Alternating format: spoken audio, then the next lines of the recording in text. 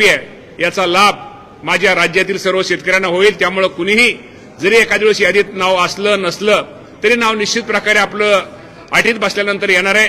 त्यामुळे निश्चित प्रकारे काळजी करू नका।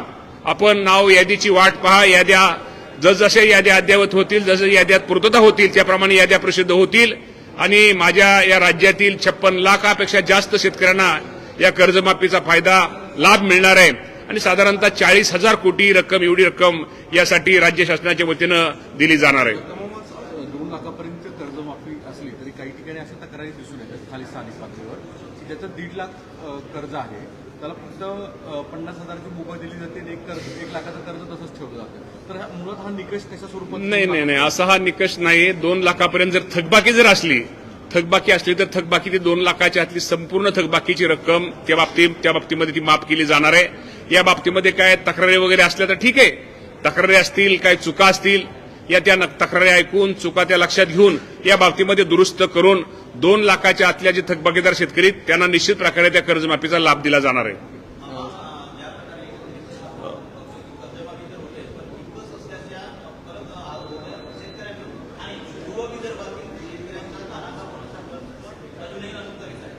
नाही, या बाबतीमध्ये मी आपल्याला एवढंच सांगेल की कर्जमाफीच्या बाबतीमध्ये या अगोदर पण कर्जमाफी झालेली आहेत, पण पूर्वीच्या निकषापेक्षा उलटा ह्या वर्षीची जी कर्जमाफी शेतकऱ्यांच्या दृष्टिकोनातून अत्यंत सुटसुटीत आहे आणि या बाबतीमध्ये निश्चित प्रकारे शेतकऱ्यांनी थोडं थांबावं, वाट पाहावी।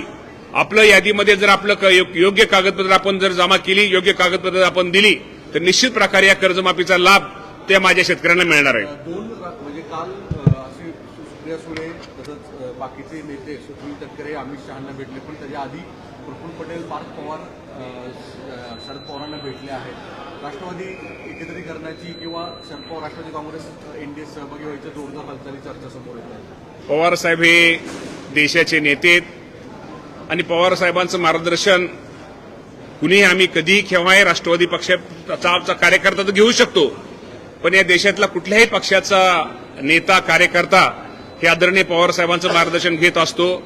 त्यामुळे पवार साहेबांना भेटणं, पवार साहेबांची भेट घेणं, पवार साहेबांचा आशीर्वाद घेणं यात मला कुठेही चुकीचं वाटत नाहीये।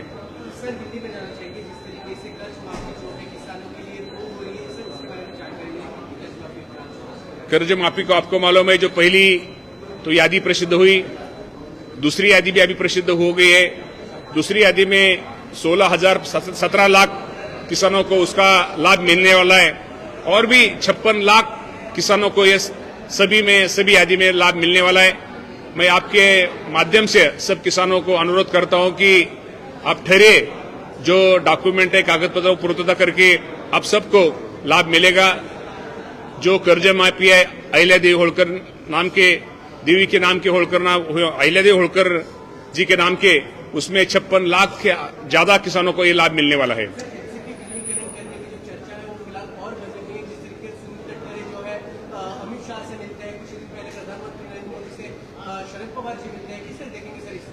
इसके हमारे नेता सुनेत्रा वहिनी पवार है और पवार साहब, शरद पवार साहब तो बड़े नेते, देश के नेते, उनसे कोई भी मिलता है, उनसे मुलाकात करता है, उनका आशीर्वाद लेता है और हमारा जो पार्टी का जो निर्णय सुनेत्रा वहिनी पवार, तटकरे साहब, प्रफुल्ल भाई पटेल साहब, छगन भुजबळ साहब लेते, इसके लिए जो निर्णय लेते उनके पीछे हम रहते हैं।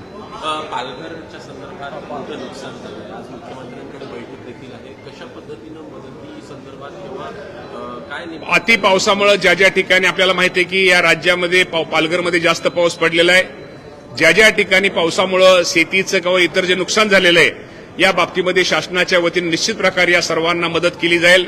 राज्याचे मुख्यमंत्री देवेंद्र फडणवीस साहेब असतील, एकनाथजी शिंदे साहेब असतील, सुनेत्रा वहिनी पवार साहेब असतील, आमचं सरकार हे सर्वजण हे शेतकऱ्यांच्या आणि तिथल्या असलेल्या नागरिकांच्या बरोबर आहे।